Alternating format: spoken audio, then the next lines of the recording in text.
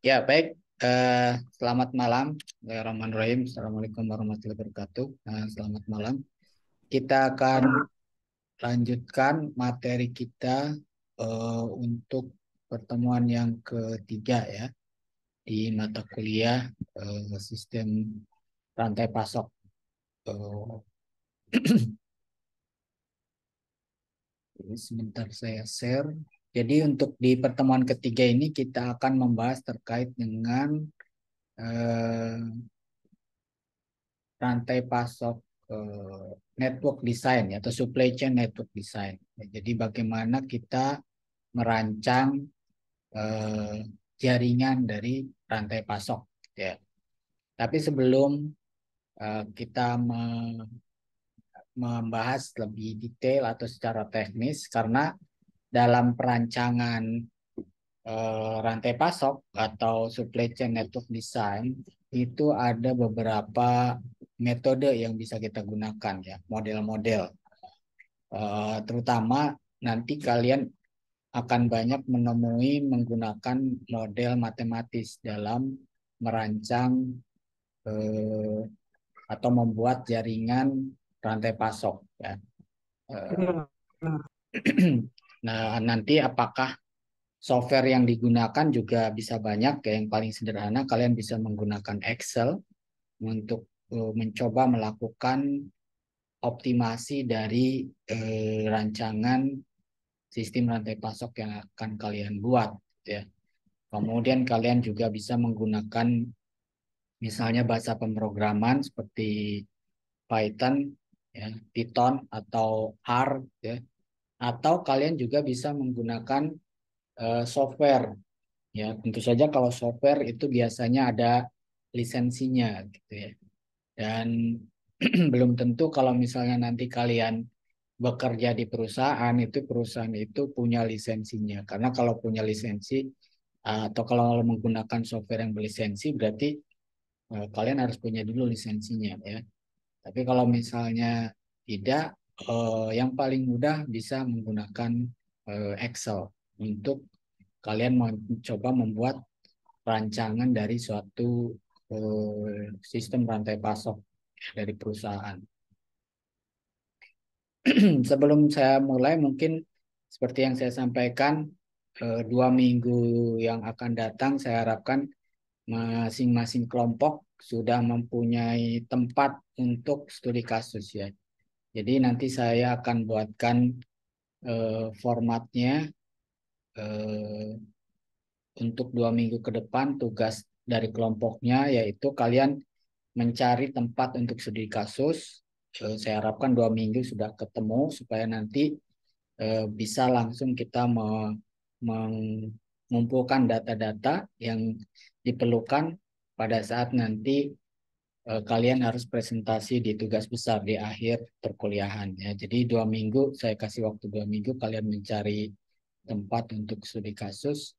Nanti kalian harus sampaikan nama usahanya apa, lokasinya di mana, kemudian juga misalnya pimpinannya ya atau pemiliknya siapa. Nah, kalau bisa juga mungkin ada foto tempatnya. Nanti saya kasih formatnya. Nah, ini nanti harus dikumpulkan 2 minggu ke depan. Kalau kalian misalnya butuh surat pengantar, nanti silakan bisa menghubungi saya melalui ketua kelas ya. Kalau memang dibutuhkan. Tapi kalau memang tidak dibutuhkan, artinya kalian bisa secara personal gitu ya, tidak tidak secara birokratis menghubungi tempat yang akan dijadikan studi kasus itu lebih baik. Tapi kalau memang butuh, yaitu silakan nanti kontak saya, nanti saya akan coba bantu buatkan surat pengantarnya ke admin jurusan. Ya, jadi itu tugas untuk 2 minggu ke depan ya, yang harus kalian persiapkan. Formatnya seperti apa nanti saya coba buatkan terlebih dahulu, nanti akan saya share di kelas ya, di grup WA atau lewat Spada. Format 2 minggu ke depan yang harus kalian kumpulkan tugas kelompok. Oke, baik, kita akan mulai untuk materinya. Tadi seperti saya sampaikan sebelum masuk ke materi teknis, saya akan coba sampaikan dari teoritisnya dulu ya, terkait dengan eh, apa namanya, bagaimana kita melakukan perancangan sistem rantai pasok.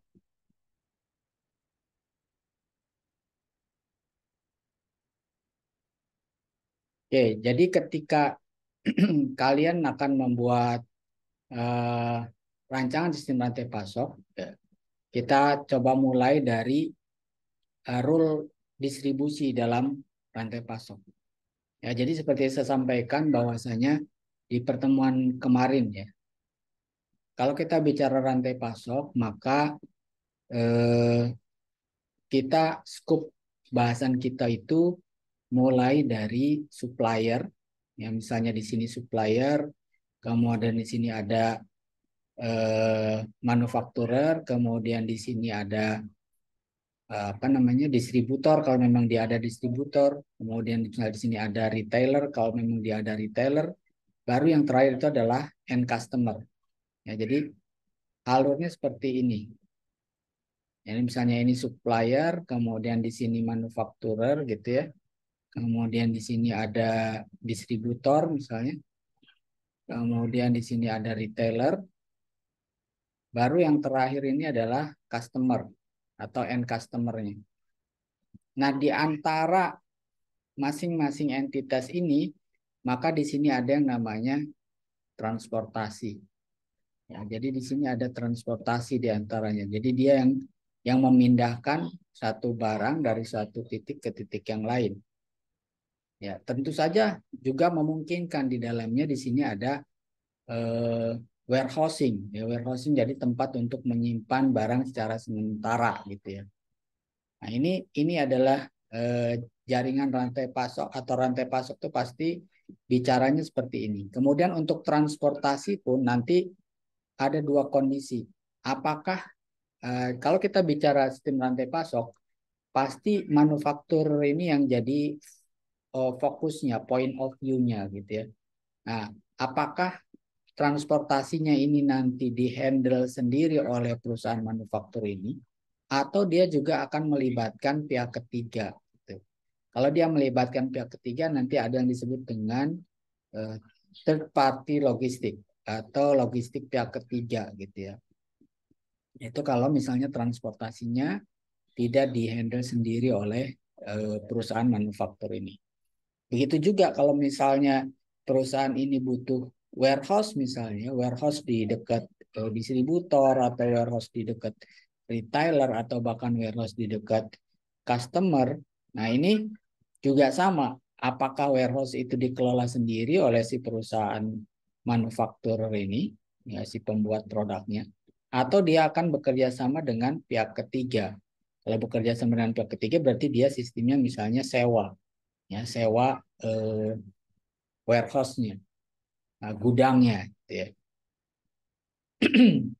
Nah, tentu saja semua ini adalah kalau kita lihat gitu ya, adanya rancangan sistem rantai pasok itu akan berawal ataupun harus berawal dari adanya demand di sisi customer. Ya, kemarin saya sudah sampaikan gitu ya, ada yang disebut dengan pull dan push system atau push lawan pull system. Ada yang tahu nggak apa ini bedanya antara pull sama push? Ada yang masih ingat nggak pertemuan kemarin? Apa bedanya pull sama push system?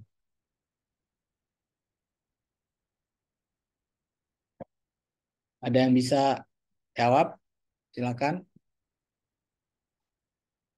Kalau pull system itu apa? Kalau push system itu apa?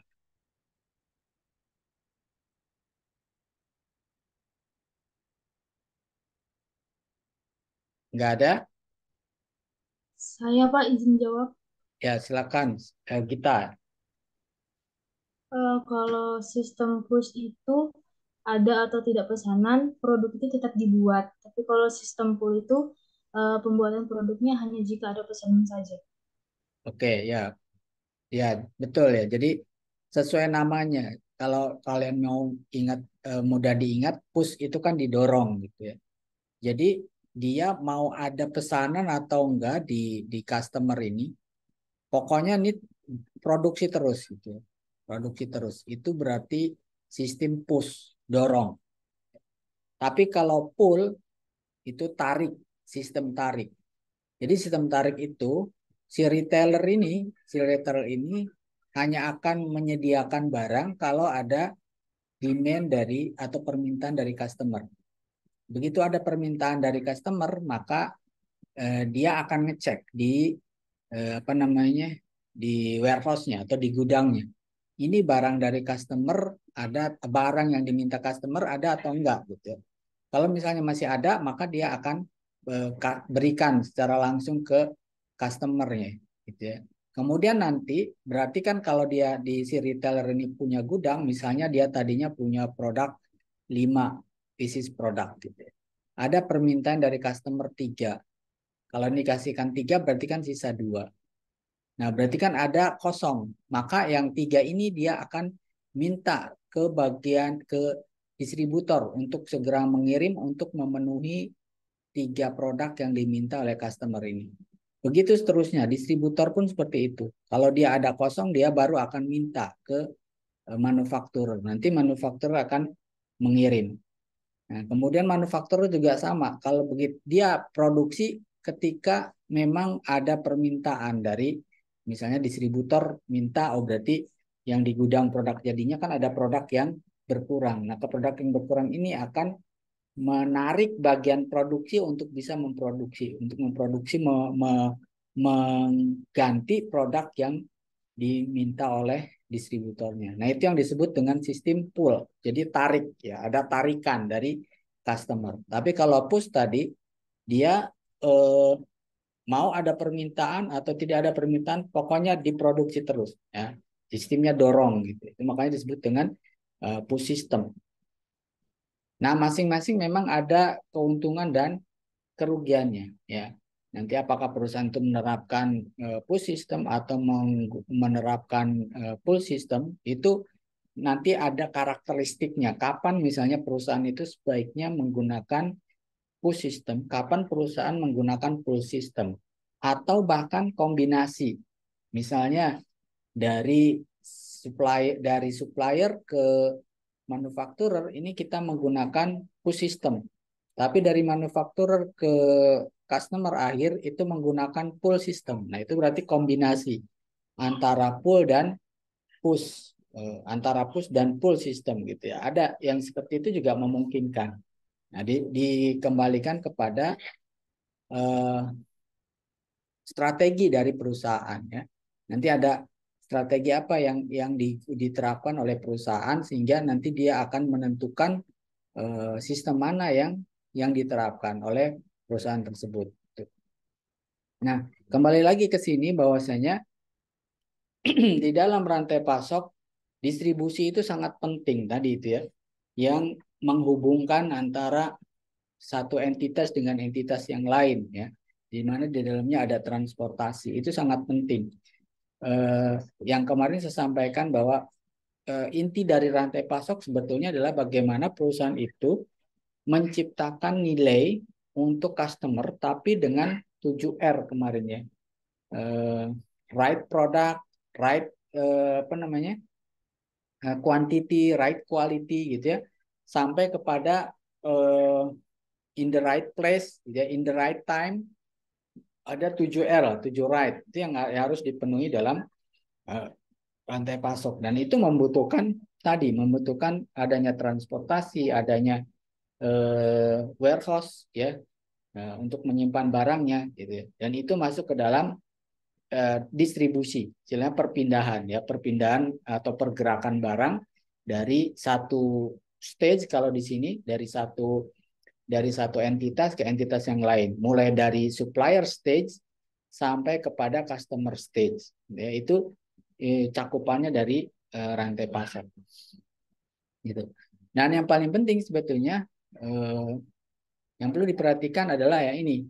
Jadi bagaimana tadi ya perusahaan itu dengan rantai pasok menciptakan nilai dan pada akhirnya adalah supaya customer itu merasa puas gitu ya. Jadi tentu saja untuk bisa mengirimkan produk atau menciptakan tadi nilai untuk customer. Jadi yang harus ada di benak kalau kalian misalnya nanti jadi atau bekerja di bagian rantai pasok gitu ya, adalah bagaimana supaya si customer itu merasa puas. Ya kalau di sini disebut dengan customer experience gitu ya.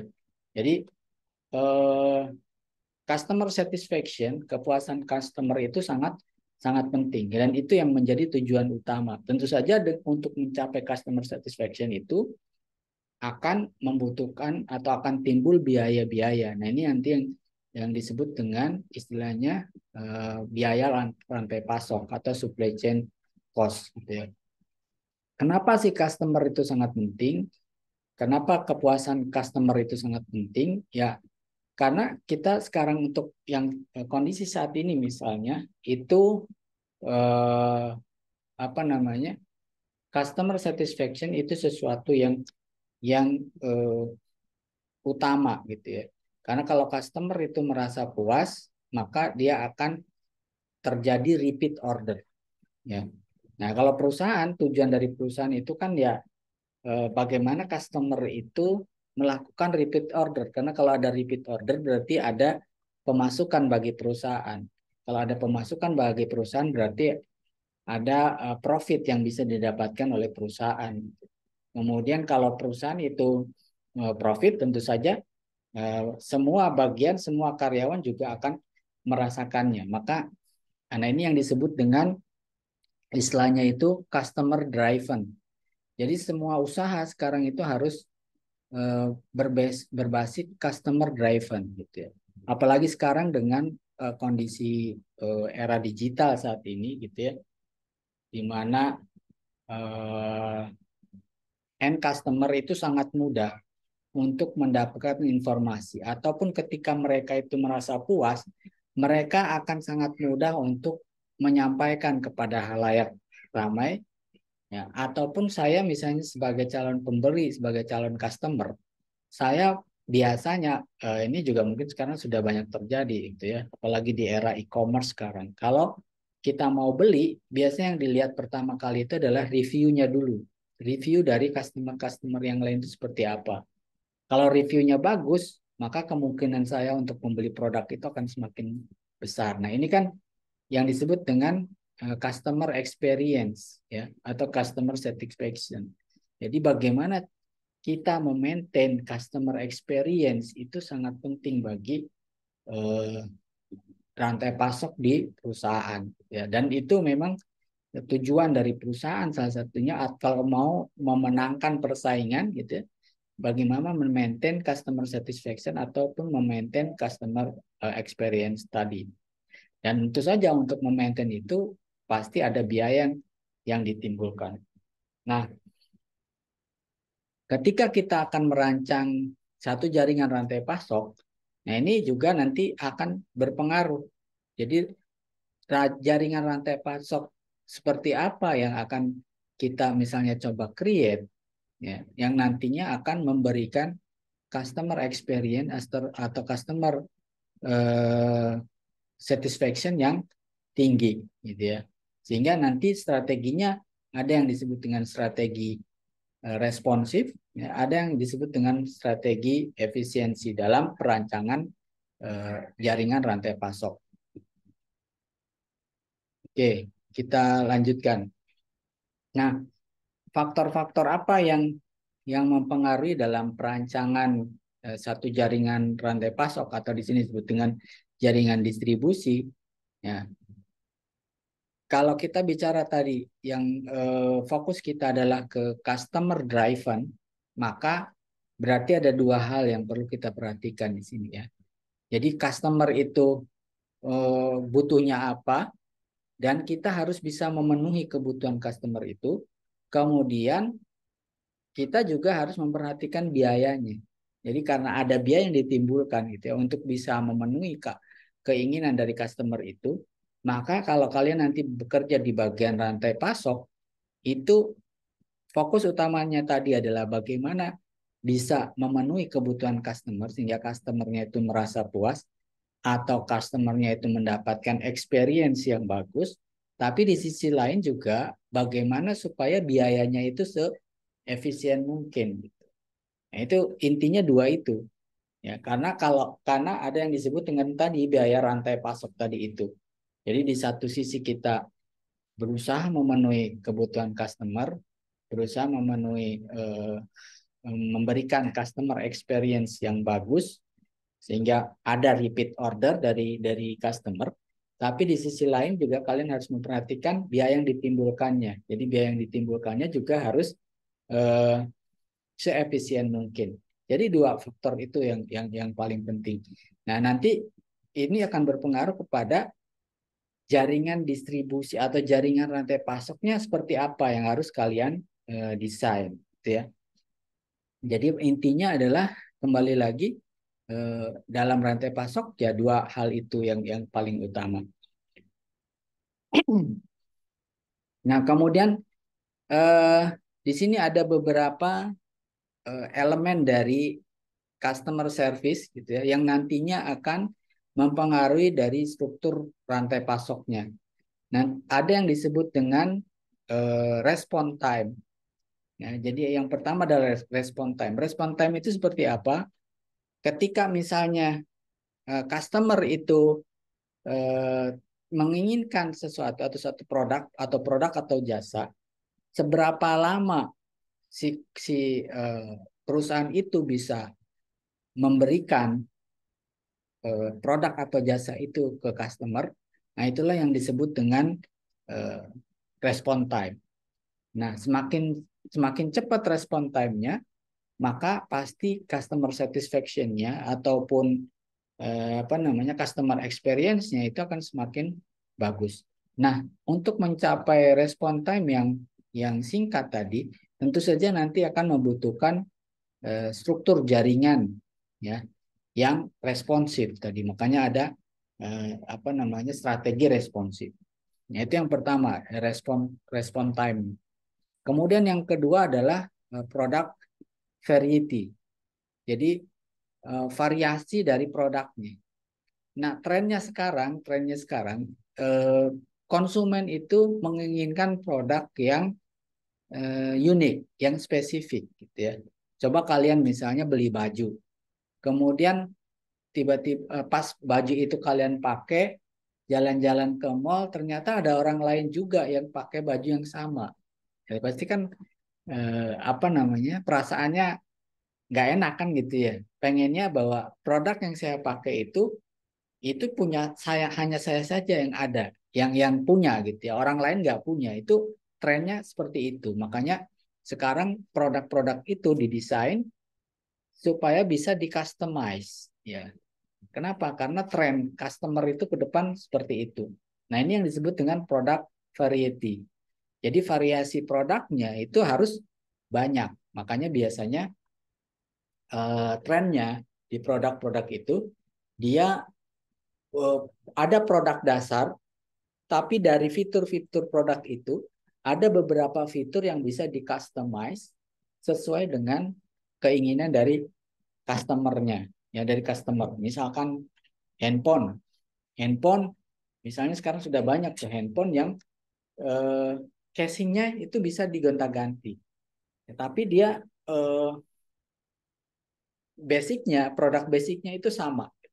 Cuma casingnya saja misalnya yang bisa dirubah warnanya sesuai dengan keinginan dari customer. Nah, jadi ada produk yang bisa di customize. Mobil misalnya, mobil juga biasanya seperti itu. Mobil biasanya kan warna dasarnya itu putih misalnya atau hitam. Nah, atau abu-abu gitu ya. Itu warna dasarnya. Tapi kadang ada customer yang menginginkan oh warnanya pengen warna kuning, pengen warna merah misalnya. Nah, itu yang bisa di customize. Nah, jadi trennya ke depan produk itu adalah produk yang unik yang bisa di customize oleh sesuai dengan keinginan customernya. Nah, ini yang disebut dengan produk variety. Nah, tentu saja kalau kita memenuhi produk variety ini juga akan berpengaruh kepada jaringan rantai pasok di perusahaan yang akan kita rancang. Ya. Kemudian berikutnya juga yang ada adalah faktor berikutnya adalah product availability. Nah, product availability ini juga sama. Ketika customer menginginkan produk itu tersedia atau tidak, ya, itu sesuatu yang sangat penting. Kenapa? Karena kalau misalnya pada saat customer butuh produk yang nggak ada, itu akan menimbulkan tadi customer experience yang tidak baik, ya, customer experience yang tidak baik, atau customer satisfaction yang rendah. Itu kalau ketika customer itu ingin suatu produk itu tidak tersedia. Nah, bagaimana kita menjaga supaya produk availability-nya itu terlalu terada produk tersebut, gitu, terlalu tersedia, nah itu akan berpengaruh kepada jaringan rantai pasok yang nanti akan yang harus didesain. Gitu ya. Kemudian, nah, customer experience tadi sudah jelas yang saya sampaikan gitu ya. Jadi bagaimana caranya supaya kita memberikan experience ke customer itu merasa puas, merasa senang gitu. Apalagi dengan uh, digitalisasi seperti sekarang gitu. Orang sangat mudah untuk mengupload experience dia, dan kita pun sebagai customer yang lain atau calon customer yang lain sangat mudah untuk mencari mendapatkan informasi itu gitu ya. Bahkan kalau misalkan kita lihat di marketplace atau di e-commerce yang sekarang berkembang, itu kan pasti ada rating di situ, rating dari toko misalnya. Nah, kalau kita anggap itu sebagai produsen, nah kita bisa lihat ratingnya di situ. Kita bisa lihat juga komen-komennya, ya. Seperti bahkan itu sekarang menjadi rujukan utama tadi ya. Kalau misalnya saya mau membeli produk, pasti akan saya searching dulu komen dari customer yang sudah membeli produk tersebut, atau sudah kalau saya mau ngecek tokonya di e-commerce misalnya ini tokonya terpercaya atau enggak, saya lihat dari apa namanya berapa banyak yang like gitu ya, berapa banyak kemudian komen-komentarnya bagaimana. Itu yang saya gali terlebih dahulu. Nah, kemudian faktor berikutnya adalah order visibility. Nah, ini juga penting gitu ya. Kalau kita lihat di sekarang di e-commerce pun seperti itu. Pesanan saya ini sampai di mana? Itu harus bisa diketahui oleh customer. Semakin dia detail, itu customer akan semakin senang. Misalnya bahkan bisa menentukan dengan tepat kapan produk ini sampai ke rumah saya atau bisa saya terima. Nah, itu yang disebut dengan order visibility. Semakin visibility-nya semakin detail atau semakin jelas, itu customer akan semakin suka gitu ya. Kemudian juga berikutnya adalah returnability. Ini juga sama. Jadi kalau misalnya ada permasalahan di produknya, memungkinkan nggak untuk di return, gitu ya. Kalau kalian beli di e-commerce misalnya, antara memilih produsen yang memungkinkan produknya itu dibalikan lagi, kalau misalnya ternyata setelah produknya datang itu ada ketidaksesuaian atau kecacatan, dengan produsen yang tidak memungkinkan itu produknya dikembalikan, pasti kalian akan memilih yang bisa dikembalikan. Nah, itu yang disebut dengan returnability. Gitu ya. Dan returnability ini tentu saja juga akan mempengaruhi desain rantai pasok dari perusahaan tersebut. Bagaimana caranya supaya produk yang akan dikembalikan itu bisa dengan mudah ya, dikembalikan lagi kalau memang ada ketidaksesuaian ya, dari produk yang dipesan. Ya. Nah, kemudian tadi faktor-faktor ini akan menentukan desain dari jaringan rantai pasoknya. Nah, ketika kita membuat struktur jaringan rantai pasok, tadi yang saya sampaikan bahwa di dalam jaringan rantai pasok itu pasti ada transportasi, pasti ada warehouse, yang dalam ini warehouse itu adanya di sini, di facilities and handling. Kemudian juga ada inventory, berapa banyak produk yang harus disimpan. Misalnya tadi untuk memenuhi apa namanya product availability atau product response times dan sebagainya, ini butuh inventory. Ya, dan juga informasi. Nah, informasi misalnya antara perusahaan yang masih menggunakan manual ya tentu saja akan kesulitan ketika misalnya ada permintaan dari customer yang real time gitu ya, dia tidak akan kesulitan untuk memenuhinya secara cepat. Makanya biasanya perusahaan-perusahaan besar itu sudah sistem informasinya di sini masuk ke dalam information system ya, teknologi sistem informasi manajemennya ya, menggunakan teknologi yang juga sekarang sudah banyak gitu ya. Dan itu memang diperlukan untuk bisa bagaimana kita memberikan customer experience yang baik tadi gitu ya. Jadi bahkan yang real time. Jadi kalau customernya itu pengen barangnya ada, dia bisa ngecek ketersediaan barangnya, kemudian ketika dia sudah pesan, dia bisa melakukan tadi apa namanya order visibility, yaitu kalau order visibility itu tidak mungkin terjadi kalau perusahaan itu tidak mempunyai information system yang baik, ya sistem informasi yang baik. Gitu. Nah itu membutuhkan teknologi yang juga mumpuni. Ya. Jadi seperti itu. Nah ini eh, grafik ini menunjukkan hubungan ya antara misalnya fasilitas tadi. Fasilitas ini bisa berupa warehouse misalnya, ya, gudang dengan respon time. Kita lihat di sini cara bacanya misalnya. Semakin respon time-nya itu semakin kecil, semakin cepat misalnya. Di sini misalnya. Ini kan respon time semakin ke sini berarti respon time-nya semakin panjang, semakin lama. Maka pasti dia fasilitas yang diperlukan juga akan semakin banyak. Jadi kalau kita menginginkan perusahaan menginginkan respon time yang cepat ke customer, maka dia harus punya fasilitas.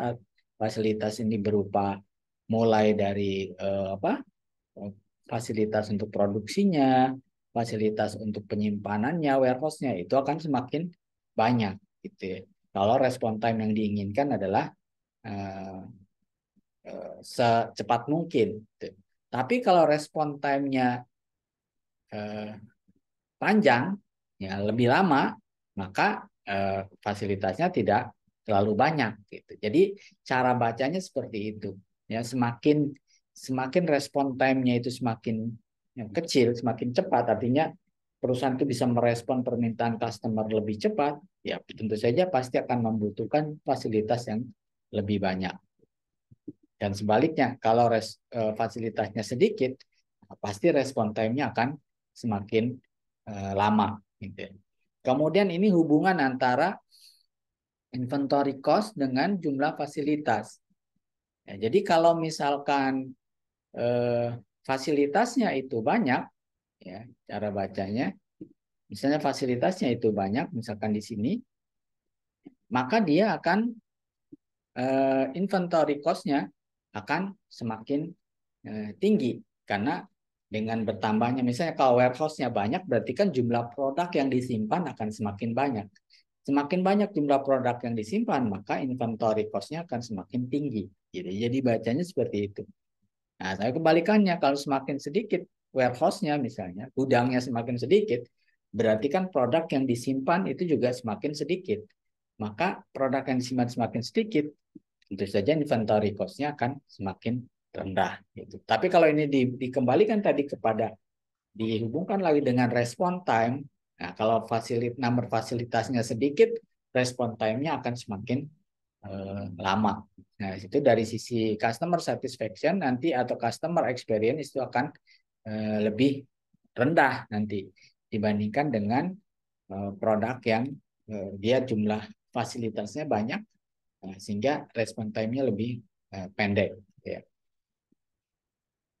Nah, ini kalau ini hubungan antara transportation cost, ya, jadi perpindahan dari satu titik ke titik yang lain dengan jumlah fasilitas.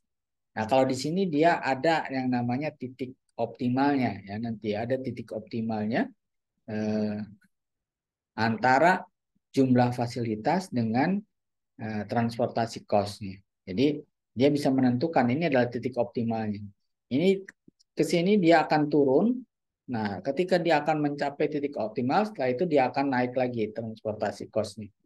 Biaya transportasinya akan naik lagi. Makanya ini harus dicari berapa fasilitas, jumlah fasilitas yang paling optimal, yang akan istilahnya itu yang mengakibatkan transportasi cost-nya itu paling paling rendah, gitu ya. Karena semakin sedikit jumlah fasilitas, berarti kan eh, perpindahan produknya itu akan semakin banyak. Ya. Perpindahan produk semakin banyak, maka akan menimbulkan biaya transportasi yang semakin tinggi. Tapi pada satu kondisi dia akan menemui titik optimal antara transportasi cost dan number of facilities-nya. Makanya harus dicari titik optimalnya di mana. Ya, jadi cara bacanya seperti itu.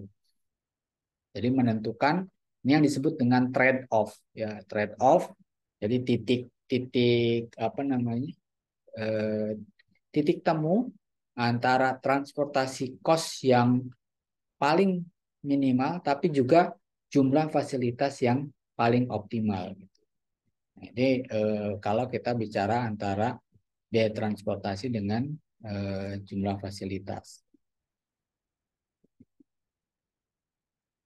Kemudian kalau ini antara facility cost dengan number of facility. Jadi tentu saja grafiknya seperti ini gitu ya. Semakin banyak jumlah fasilitas, pasti fasilitas cost-nya juga akan semakin naik.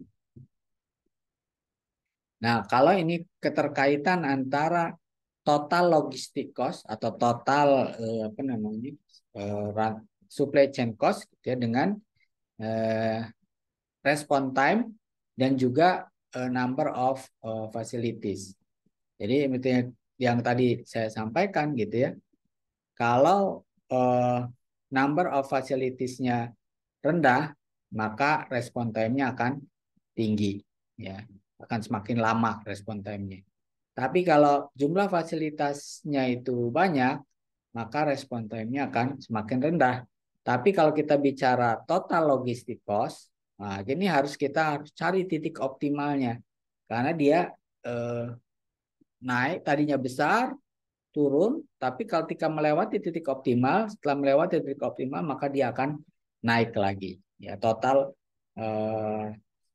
logistik atau supply chain cost-nya. Jadi harus dicari titik optimalnya di mana. Nah, ini adalah permasalahan optimisasi nanti ya di sini. Oke.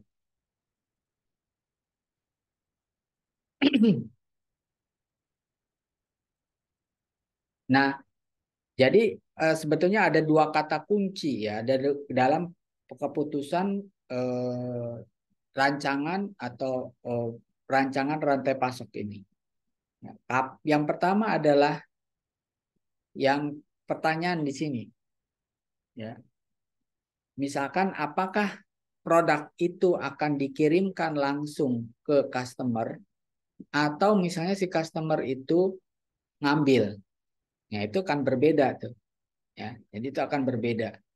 Kemudian apakah juga produk itu apa namanya? Dia harus melalui satu intermediate location dulu gitu ya, atau tidak. Ini juga akan pengaruh, ya. Jadi seperti tadi saya sampaikan, misalnya di sini adalah supplier, kemudian misalnya di sini adalah manufacturer. Ini mungkin supplier itu juga banyak ya, suppliernya banyak. Ini dia melayani satu manufacturer. Kemudian nanti di sini ada distributornya. Ini ada distributornya misalnya. Nah, misalnya ini juga manufakturnya, misalkan dia bersaing gitu ya. Ini manufaktur satu, ini manufaktur dua gitu ya. Nah, ini bisa jadi jaringannya seperti ini gitu. Bisa jadi jaringannya tidak langsung ya. Jadi seperti ini bisa jadi. Ini dia melayani ke sini, melayani ke sini, ini melayani ke sini. Ini supplier ya, ini juga melayani ke sini. Ini suppliernya. Kemudian nanti dari manufakturnya, yang di sini adalah manufakturnya, dia bekerja sama dengan distributor, itu juga sama. Nanti distributor misalnya dengan retailer, itu juga sama. Nah, sampai nanti yang terakhir adalah di end customer-nya. Nah, ini kan ini tanda panah ini menunjukkan jaringan.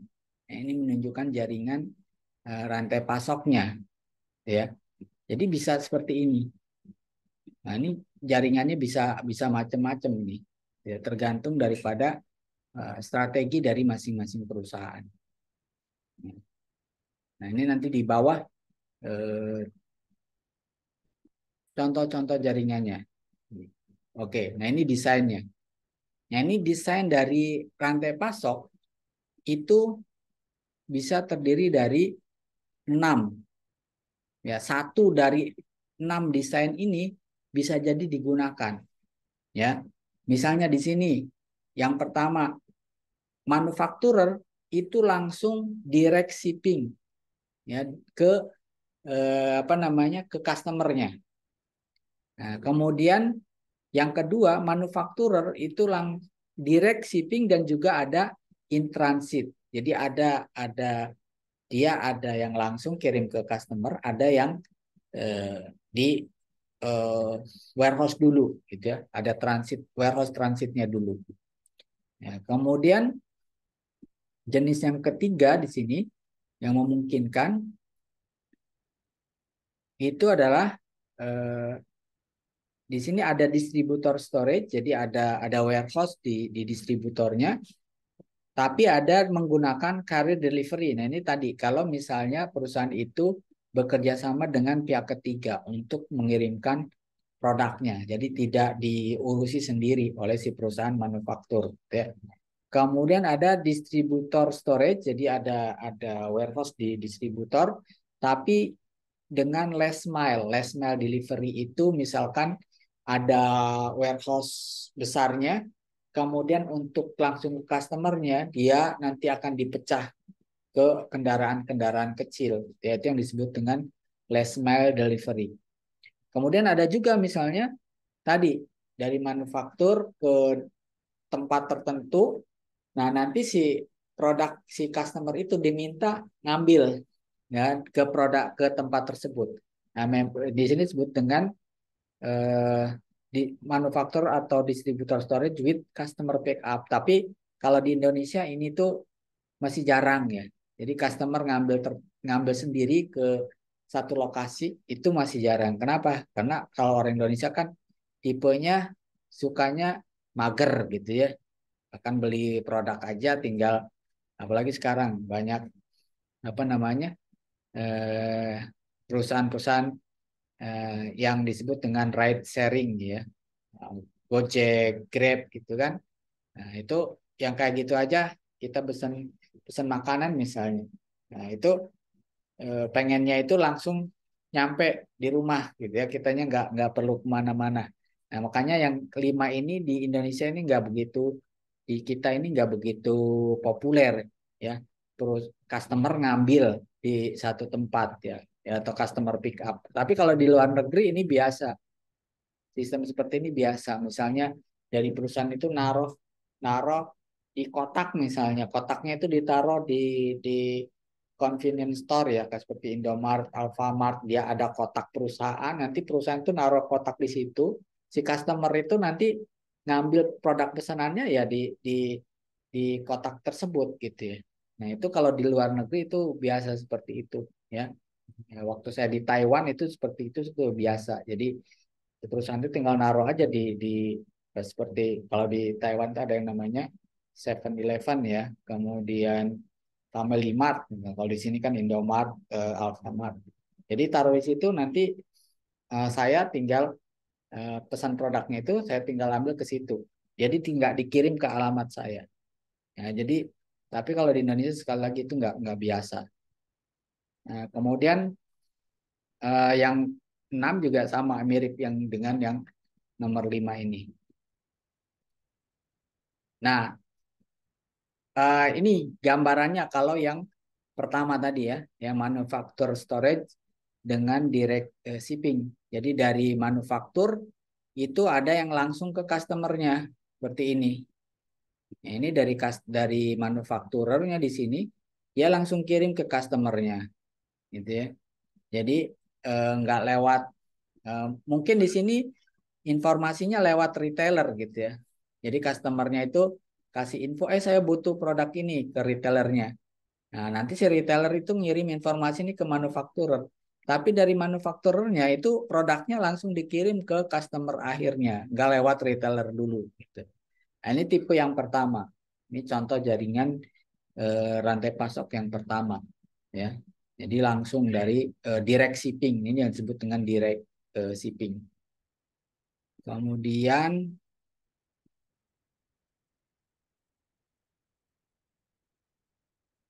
contoh yang berikutnya, nah ini apa namanya? Kalau kita bahas satu-satu, ya, misalnya untuk yang direct shipping, untuk inventory itu seperti apa? Ya, ini kinerjanya seperti apa? Kemudian untuk transportasi juga seperti apa? Ini nanti kalian bisa baca nanti PPT-nya nanti akan saya kasih ya ke nanti kalian bisa baca sendiri. Nah, ini beda ininya apa namanya penjelasannya. Misalnya kalau untuk transportasi nanti biaya inventory sorry itu bisa lebih murah karena ada proses agregasi. Jadi di semuanya digabungin dulu baru di apa namanya ditaruh gitu ya. Nah, kemudian transportasinya biaya transportasi bisa lebih tinggi karena dia langsung ke customer ya. Eh, bisa bisa tidak digabungkan dulu gitu beberapa customer digabungin jadi satu atau beberapa produk yang sejenis digabung jadi satu. Nah ini tidak dilakukan untuk yang model yang pertama sehingga biaya transportasinya semakin lebih tinggi ya. Kemudian untuk biaya fasilitas itu lebih rendah ya karena tadi ya tidak perlu ada warehouse di retailer misalnya karena langsung dari manufakturnya langsung dikirim ke eh, customer. Oke. Nah, contoh yang kedua, oh ini masih faktor. Kalau ini cost factor ya, biaya dari aspek biaya. Nah, ini dari aspek servisnya, dari aspek pelayanan tadi misalnya contohnya response time, product variety, product availability, customer experience. Ada juga yang disebut dengan time to market. Ya, time to market itu apa namanya? Waktu mulai dari produk itu dibuat sampai produk itu bisa dinikmati oleh customer. Itu yang disebut dengan time to market. Nah, karena tadi ini dia dari manufaktur langsung ke end customer, ya time to marketnya cepat gitu ya. Jadi begitu selesai kan produk itu bisa bisa langsung dinikmati ya, oleh customer. Sehingga time to marketnya jadi cepat untuk yang menggunakan model seperti ini. Oke, nah ini contoh yang kedua tadi ada apa namanya tadi ya, yang model yang kedua kita lihat di sini direct shipping, tapi juga ada in transitnya. Jadi kalau tadi langsung dari manufaktur ke customer, kalau model yang kedua ini dia ada warehouse di sini, warehouse yang in transit. Jadi ada warehouse yang ngumpulin dulu dari apa namanya dari manufaktur dari factory ini sebelum dikirim ke customernya. Kalau tadi kan nggak ada yang di sini nggak ada, ya langsung dia dari manufaktur langsung ke customernya. Tapi untuk yang kedua ini model yang kedua di sini ada in transitnya, ada warehouse, ya ada tempat transit dulu produknya. Nah, sebelum dia dikirimkan ke customer.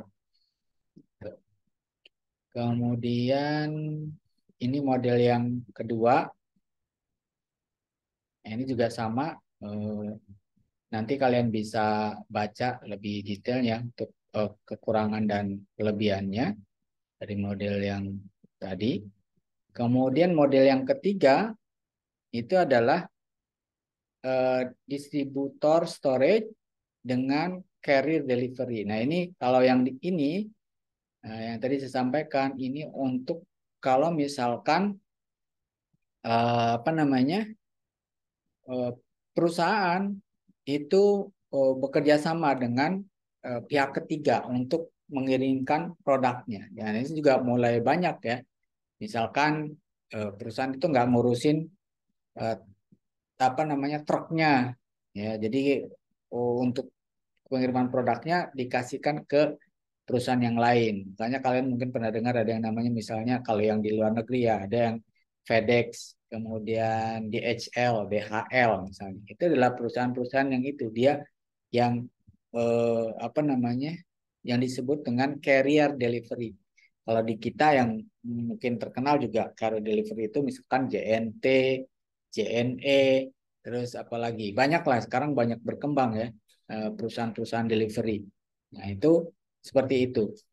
Ya, jadi perusahaan tidak ngurusin eh, deliverynya sendiri. Jadi dia perusahaan itu fokus ke pembuatan produknya. Nah, sedangkan yang ngurusin produknya dikirim ke customer itu dia bisa bekerja sama dengan yang disebut dengan carrier delivery ini. Nah, kemudian yang berikutnya adalah yang disebut dengan last mile delivery. Nah, kalau last mile delivery ini biasanya ya ini strategi dari perusahaan delivery ya. Untuk misalnya di sini akan ada di perusahaan delivery itu ngirim produk sampai sini, sampai warehouse-nya, misalnya JNT, JNE gitu ya. Nah, dia untuk ngirim ke customer-nya, nah itu kan biasanya ada area-areanya tuh. Area-area yang sama, produknya dikumpulkan, nanti dia kirimkan berbarengan. Rutenya bagaimana, misalnya yang paling ekonomis. Nah, itu apakah perlu menggunakan mobil besar misalnya atau cukup kalau sekarang kan di kita banyaknya motor ya. Nah, cukup pakai motor. Nah, itu yang disebut dengan last mile delivery. Nah, jadi dia kumpulin dulu tuh misalnya eh, JNE punya gudangnya di Cilegon atau JNT juga punya gudang di Cilegon gitu ya. Jadi produk-produk yang dipesan oleh customer itu masuk dulu ke gudangnya. Nah, nanti di gudangnya itu disortir lagi per region. Misalnya kalau untuk yang daerah BBS dijadiin satu, nanti dikirim pakai motor. Yang daerah mana lagi kalau yang di Cilegon misalkan daerah Jombang itu juga sama. Nah, jadi seperti itu. Ini yang disebut dengan last mile delivery. Nah, kemudian ada yang disebut dengan cross dock. Ya, cross dock DC ini distribution centernya. Nah, kalau cross dock itu dia biasanya transit cuma sementara, ya, transit cuma sementara. Nah, ini yang disebut dengan cross dock. Dan di sini ada tadi pick up site. Nah, ini yang tadi saya sampaikan kalau di Indonesia masih agak jarang yang menggunakan model seperti ini, ya. Kalau di luar negeri sudah biasa. Jadi ada tempat-tempat untuk ngambil barangnya. Si customer produk itu nggak dikirimkan langsung ke alamat customer, tapi customer tuh ngambil ke pick up site ini. Nah, kemudian di sini ada yang disebut dengan cross dock distribution center. Jadi cross dock itu biasanya misalnya dari customer dari manufakturer yang ini nanti dikirim pakai truk besar gitu ya. Truk trailer misalnya. Nanti sampai di cross dock ini, nah, nanti barang-barang yang sejenis atau yang tadi yang regionnya sama, ya, di pick up site-nya itu sama, nanti dia dikumpulkan lagi, dimasukkan ke truk yang lain, nanti dikirim ke sini, gitu. Nah, ini dia hanya transit saja di sini di cross dock ini, ya, atau disortir gitu. Jadi biasanya nggak lama tuh, ya, disortir berdasarkan tujuan yang sama. Nah, itu yang disebut dengan cross dock delivery. Atau bisa juga misalnya yang tadinya dia dikirim pakai truk besar, ketika dikirim nanti ke pick up set-nya ini dia dirubah digunakan truk yang lebih kecil. Nah, itu juga sama, itu yang disebut dengan cross dock. Tapi dia tidak, kalau cross dock tuh barangnya nggak disimpan di situ, dia hanya transit doang. Nah, jadi transit nanti langsung dikirim lagi. Nah, beda dengan yang warehouse tadi. Kalau warehouse itu barangnya biasanya disimpan di situ. Ya. Sehingga ada inventory cost-nya, ada inventory cost-nya kalau yang warehouse. Nah, kalau cross dock dia biasanya langsung.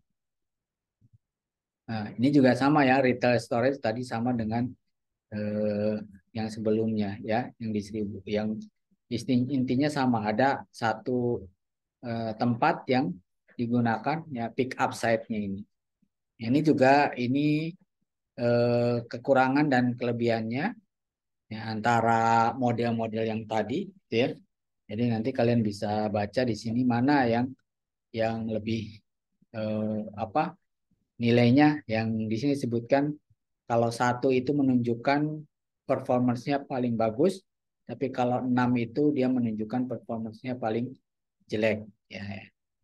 Ini perbandingan ya, perbandingan antara masing-masing model tadi itu terhadap ininya ya, respon time-nya, product variety, product availability, customer experience, time to market, dan lain sebagainya. Ini sudah ada bobotnya. Jadi kalian bisa pilih, misalnya kira-kira mana yang cocok. Nah, ini juga nanti kalian bisa terapkan di tempat studi kasus kalian ya. Nah, studi kasus kalian misalnya itu pakainya yang cocok pakai yang mana gitu ya. Ya, ini memang untuk perusahaan besar gitu ya. Tapi kalau IKM biasanya ya langsung dari manufaktur langsung direct ya, langsung dikirim ke customer akhirnya. Nah, ini nggak apa-apa. Itu nanti kalian bisa analisa di tempat studi kasus kalian. Ini sistem atau model jaringan rantai pasoknya itu yang mana yang ada di tempat studi kasus kalian. Oke. Nah, ini tadi sudah, mungkin kita agak skip saja untuk yang ini. Nah, ini yang tadi saya sampaikan. Ini contoh ya. Ini contoh misalnya eh, rantai pasok di Dell ya. Dell perusahaan eh, komputer ya, produk Amerika gitu. Nah, ini dia ada dua, ada yang online, ada yang retail gitu ya. Ada yang ini yang jualan pakai online misalnya, ada yang mungkin yang masih eh, konvensional ya, yang biasa. Nah, dia menggunakan tadi yang saya sampaikan apa namanya? Hibrid ya, hibrid. Jadi misalnya dari supplier sampai ke, kalau untuk yang online dari supplier sampai ke manufaktur yang di sini itu dia menggunakan push. Ini push. Jadi dari sini ke sini itu push, kemudian dari sini ke sini menggunakan strategi pull. Nah, kalau di sini pull-nya justru dari customer ke retailernya doang. Ini dia menggunakan strategi pull.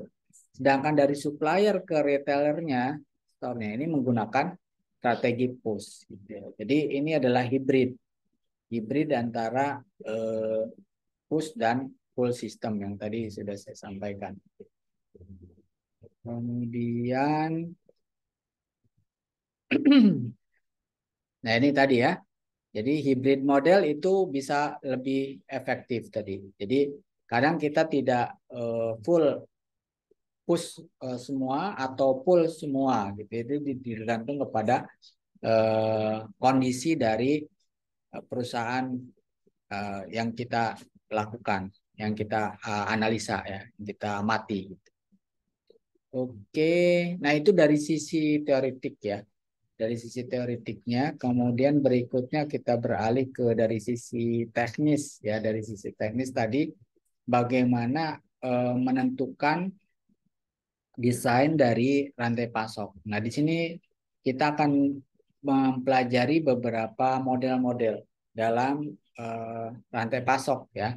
Nah, terutama dalam menentukan, misalnya tadi ketika kalian menentukan eh, sudah menentukan jaringan rantai pasoknya yang mana, gitu. Berarti kan kalian harus menentukan lokasi, ya, lokasinya mana. Nah, ini kalau kita lihat di sini frameworknya, ketika kalian melakukan perancangan rantai pasok, ya, rancangan jaringan rantai pasok, maka ada beberapa fase sini ya. Yang pertama adalah fase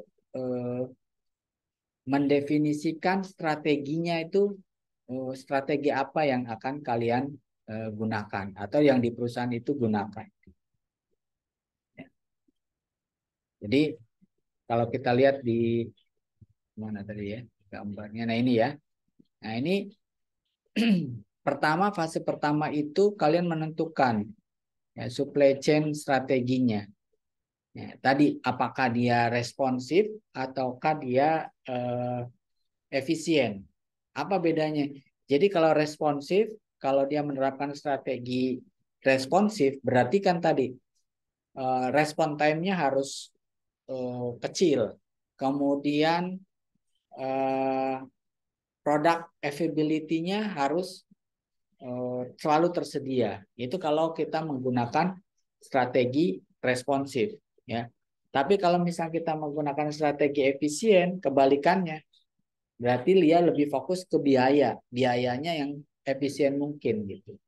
Nah, mungkin respon time-nya akan lebih lambat, lebih lama. Karena efeknya kalau misalnya perusahaan kita menerapkan strategi responsif, berarti tadi warehouse-nya harus banyak, produk yang disimpan juga harus banyak, gitu ya.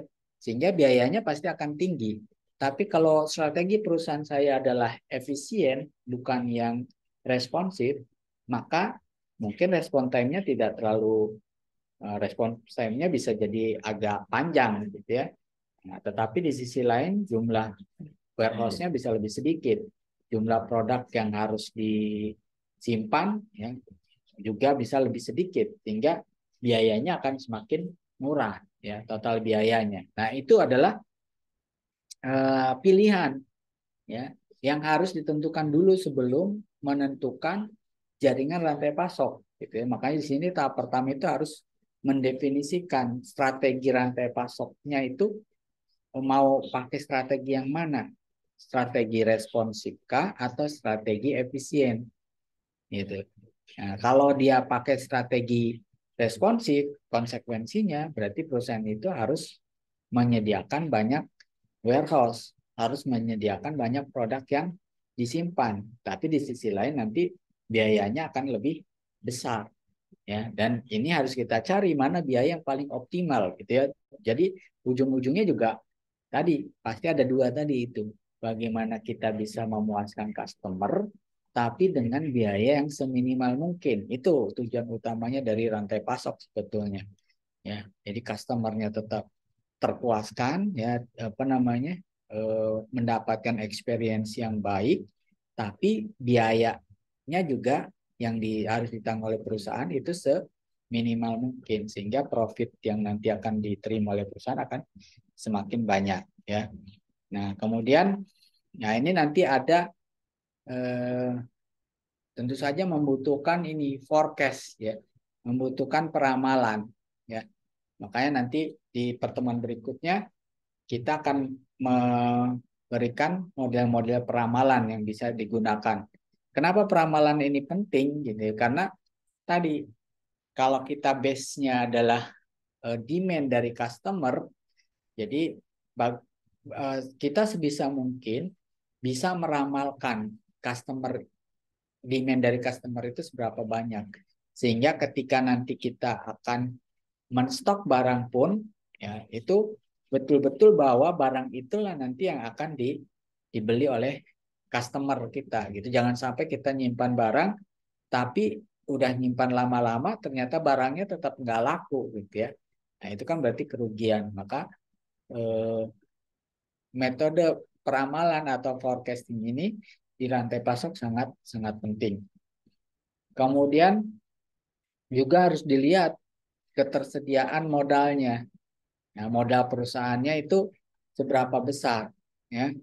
Nah, karena ketika kita menstok barang misalnya atau kita membuka warehouse, ya itu akan bicaranya modal, ya, modal dari perusahaannya seberapa besar itu.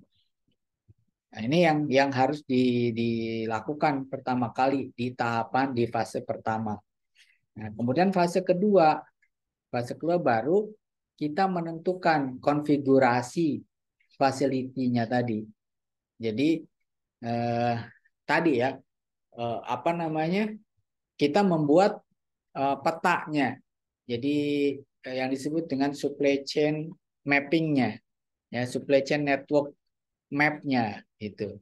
Jadi misalkan suppliernya dari mana saja, kemudian kalau kita merencanakan ada distributornya di mana saja, kalau ada retailernya di mana saja, sampai kepada si customer akhirnya. Nah, kemudian juga di fase ketiga nanti kita menentukan, misalnya ada beberapa retailer, ada beberapa distributor. Nah, kita bisa menentukan distributor mana yang akan kita prioritaskan, yang akan kita buka, kemudian untuk melayani customer yang mana. Mungkin kalau kita punya pilihan banyak distributor, misalnya tidak perlu semuanya distributornya kita kirim barang. Ya, hanya distributor tertentu, misalnya untuk melayani customer di area tertentu. Gitu. Nah, itu juga masuk ke dalam fase yang keempat nanti. Ya, menentukan yang disebut dengan location choice-nya. Jadi menentukan mana lokasi yang akan dibuka, mana yang tidak. Nah, ini masuk ke dalam fase keempat. Ya. Nah, jadi masing-masing itu ada tahapannya. Ya.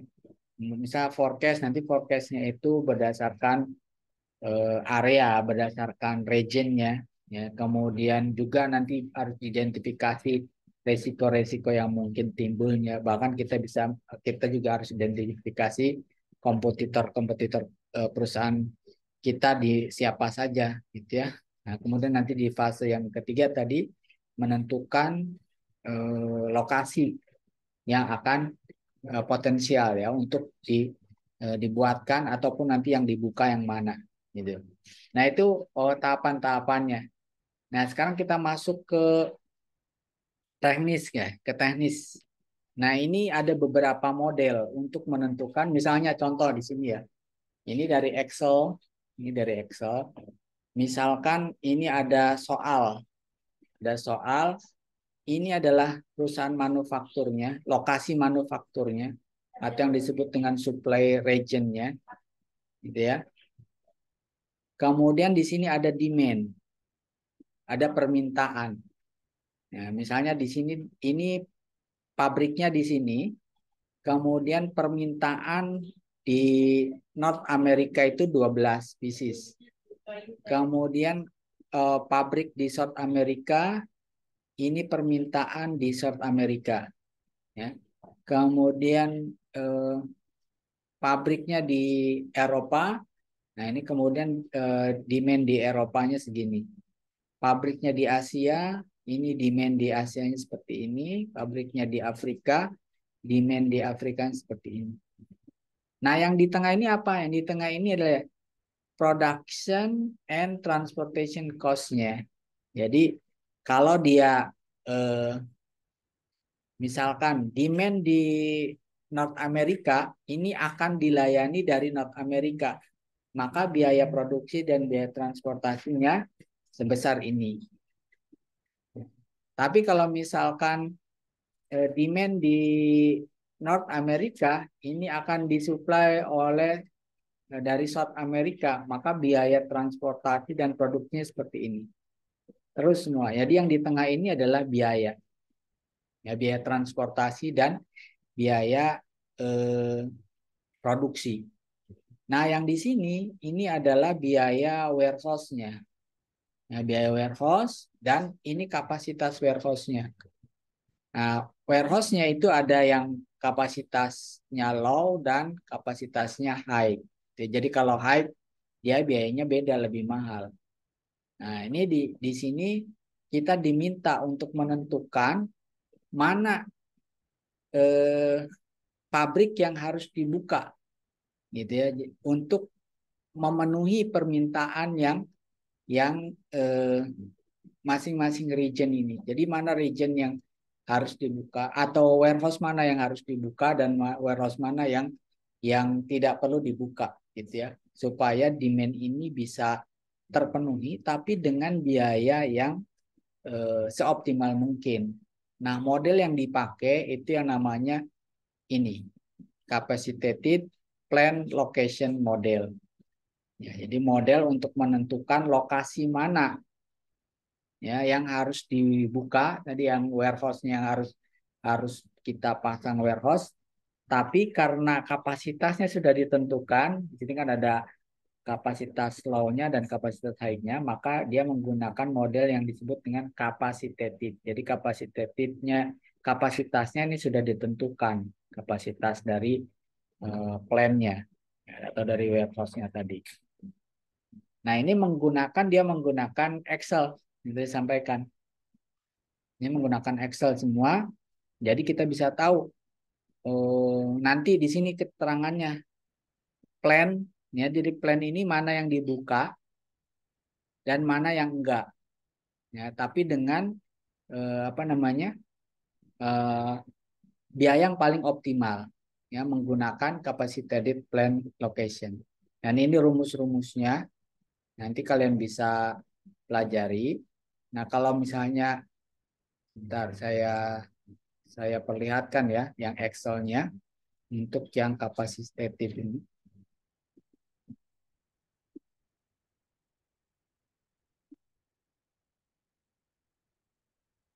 Ini saya sudah buat Excel-nya.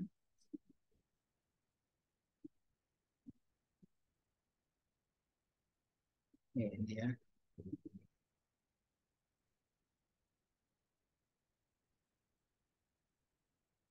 Nah, dari soal yang tadi, ini kan soal yang tadi ya. Ini soal yang tadi, yang di PPT yang tadi. Ini tadinya ini nol. Ya, ini tadinya nol. Ini kan tadinya nol ya. Ini juga nol semua. Kita balikin ke nol semua ya. Nol. Jadi eh, kita ingin tahu mana yang pabrik yang dibuka, gitu ya. Kemudian dia produksi berapa banyak. Kita nolin semua.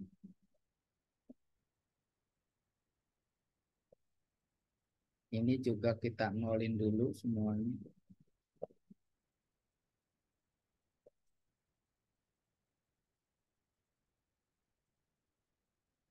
Oke.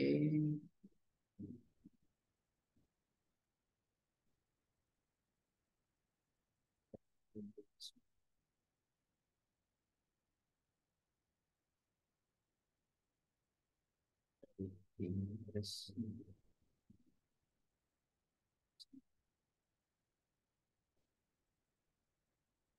ya.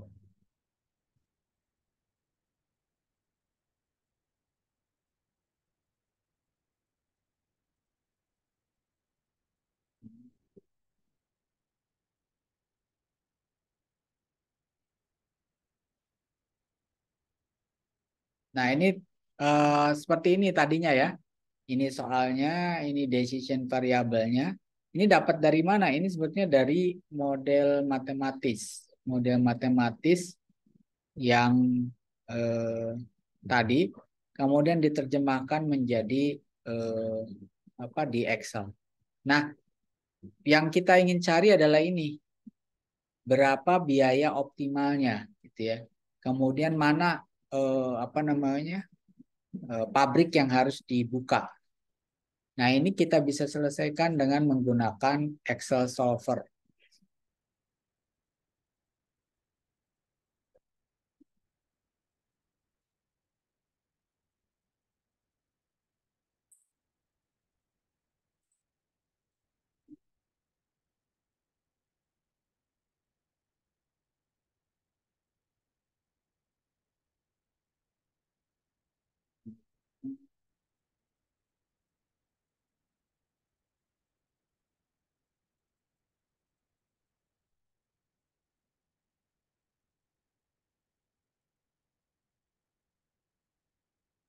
Oh, di sini data. Nah, ini ya. Ini kalian klik data ini. Kalian klik solvernya. Nah, ini nanti set objektifnya. Objektifnya itu adalah kolom yang ini tadi di B31 ya, ini B31. Kemudian yang berubah changing variable cell-nya adalah ini B14 sampai H18. Kemudian ini adalah constraint-nya.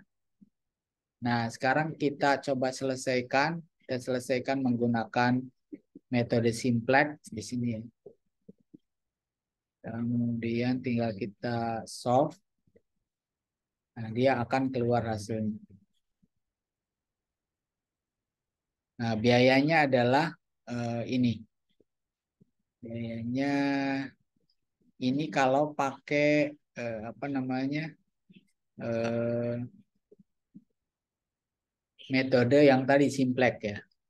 Coba kalau kita selesaikan pakai metode yang GRG nonlinear. Oke, sama nggak hasilnya? Oh, hasilnya sama. Nah, ini hasilnya kan ketahuan di sini. Nanti yang dibuka itu adalah ini Eropa. Yang dibuka Eropa ini nanti dia akan melayani North America. Kemudian South America ini juga melayani South America. Kemudian Eropa dibuka lagi, dia melayani Eropa juga. 14. Kemudian South America ini dia akan melayani Asia. Asia. Kemudian yang South America dibuka akan melayani Afrika. Oke, itu contoh yang pertama. Contoh yang kedua, misalnya ini, ya, ini dia di kota di Amerika ini ya. Jadi ada Baltimore. Ini untuk pabriknya, supply-nya, jadi manufakturnya di sini. Kemudian ini demand-nya. Kemudian ini untuk ini demand-nya, ini permintaannya berarti dari kota ini ke ini pabriknya ya. Kemudian ini biaya fixnya, ini kapasitas dari masing-masing pabriknya. Kemudian sama seperti tadi ya, sama seperti yang tadi. Mungkin coba saya riset dulu yang ini datanya. Nah, ini juga sama. Ini saya menggunakan solver. Ini apa namanya? eh, rumusnya. Ini rumusnya. Ini harusnya tadinya 00 semua yang di decision variable ini atau yang di changing variable cell ini 0 semua. Nah, ini kita menggunakan apa namanya? Simplex linear programming. Nah, hasilnya adalah ini. Jadi biaya yang paling optimal itu adalah 47401. Kemudian kita lihat di sini yang dibuka itu adalah di Baltimore, ini dibuka pabriknya.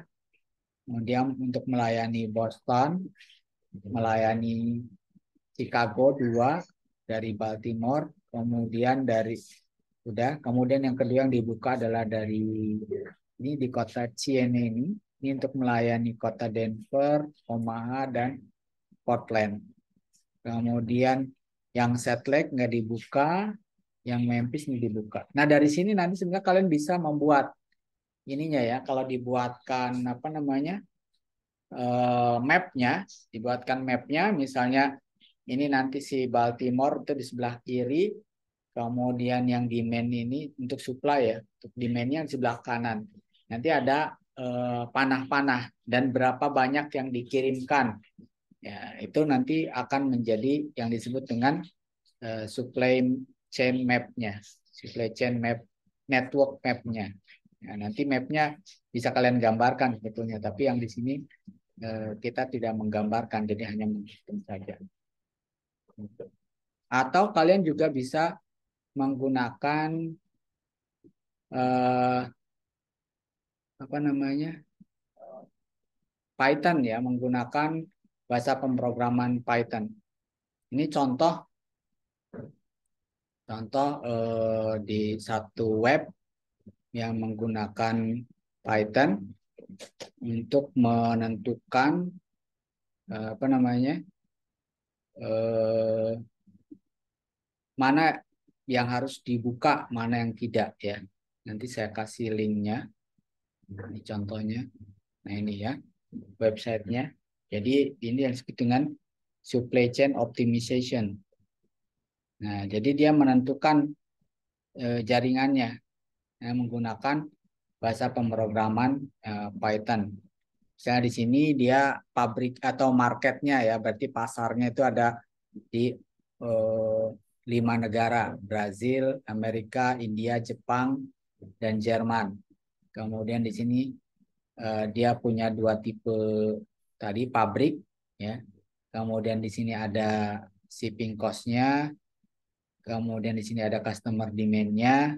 Nah ini data-datanya, data-data biayanya, ini data-data ini biaya untuk apa namanya membuka pabriknya ya, ada fixed cost-nya, ini keterangannya di sini, facility fixed cost-nya, ada utilities, ada rentalnya gitu, kalau misalnya dia pabriknya itu nyewa gitu ya tempatnya, bukan punya sendiri.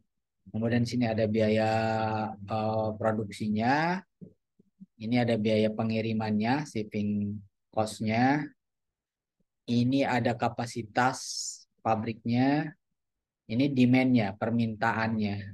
Nah, ini permintaannya. Nah, ini dia menggunakan bahasa pemrograman Python ya. Nanti kalian bisa, nah ini bahasa pemrograman Python-nya seperti ini. Nah, kalau nggak salah kalian sudah ngambil logika pemrograman ya. Nah, kalau nggak salah kan logika pemrogramannya pakai Python juga. Nah, ini kalian tinggal ikuti codingannya ini, hingga nanti kalian bisa tahu di hasil akhirnya adalah mana eh, apa namanya eh, pabrik yang harus dibuka, kemudian untuk melayani wilayah yang mana, gitu ya. Nah ini di sini memang nggak disebutin, nggak di running hasilnya ya. Nah tapi ini ada, nah di sini total costnya segini, kemudian yang harus dibuka ini di pabrik di Jepang.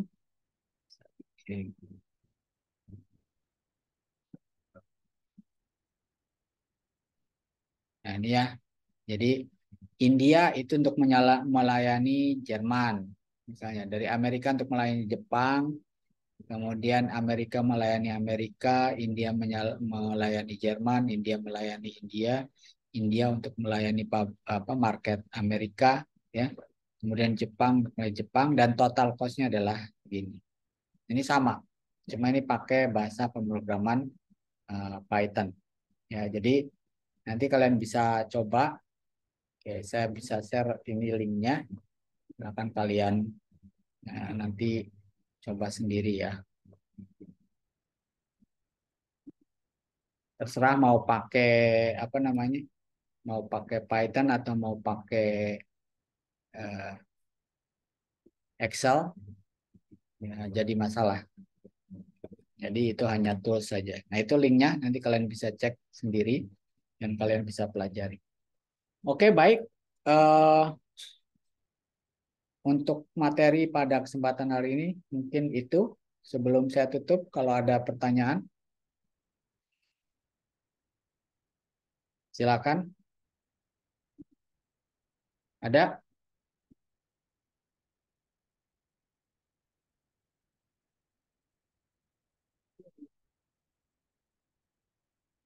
Kalau tidak ada, kita cukupkan. Sebentar saya buatkan absensinya di Siangkat ya, kalian bisa absen. Jadi sekali lagi untuk 2 minggu ke depan, saya harapkan masing-masing kelompok sudah mendapatkan tempat untuk studi kasus tugas besarnya. Jadi saya kasih waktu 2 minggu dari sekarang kalian untuk cari tempat. Ya, nanti saya minta listnya kelompok apa, kemudian lokasi studi kasusnya di mana. Jadi yang harus ada adalah nama lokasinya, nama nama perusahaannya maksudnya ya, nama perusahaan, alamat perusahaan, kemudian perusahaannya bergerak di bidang apa, kemudian pemiliknya siapa ataupun direkturnya siapa, kemudian kalau bisa ada fotonya, jadi biar jelas ya perusahaannya di mana. Nah, kalau misalkan apa namanya, kalian butuh surat pengantar, silakan nanti di collect oleh ketua kelas, nanti disampaikan ke saya. Nanti saya coba minta apa namanya, admin jurusan untuk membuatkan surat pengantarnya. Oke, untuk absensi silakan kelas A absen dengan kode berikut